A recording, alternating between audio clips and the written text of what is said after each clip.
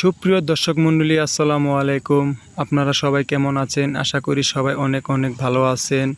তো প্রিয় দর্শক বন্ধুরা, আপনারা দেখতে পাচ্ছেন যে আমার মোবাইলের স্ক্রিনের ভিডিওতে এটা কিন্তু কচু গাছ। এই যে দেখেন, এগুলো কিন্তু কচু গাছ। তো দর্শক বন্ধুরা, আপনারা যদি এরকম কচু গাছ রোপণ করতে চান তাহলে কিন্তু একটি জমির প্রয়োজন হবে, যা আপনারা দেখতেই পাচ্ছেন। এই যে দেখেন, জমিতে কচু গাছগুলো চাষ করা হয়েছে।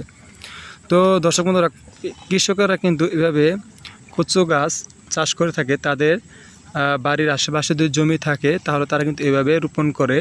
তো আপনারা কিন্তু এভাবে চাষ করতে পারেন। আর দর্শক বন্ধুরা, এই যে আপনারা দেখতে পাচ্ছেন যে এই যে এটা কিন্তু কচু গাছের একটি, এই দেখতে পাচ্ছেন এটা কিন্তু শিকড়, এই যেটা গোড়া।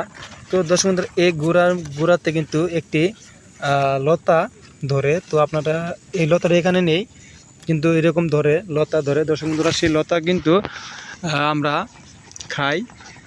তো সেটা খেতে কিন্তু অনেক সুস্বাদু।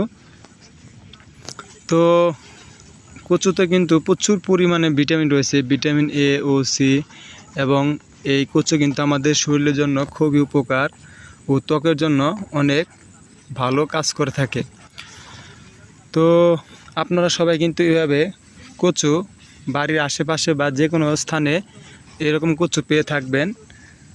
আপনারা কিন্তু কচু কিন্তু দর্শক বন্ধুরা, আপনারা দেখতে পাচ্ছেন যে কচুর পাতাটা কিন্তু এখন বর্তমানে সবুজ বর্ণের রয়েছে। এই যে দেখেন, সবুজ বর্ণের।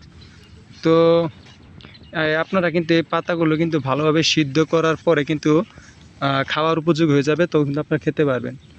তো আপনারা সবাই বুঝতে পেরেছেন যে কচুর গুণাগুণ সম্পর্কে এবং কচু কীভাবে আপনারা রান্না করে খাবেন।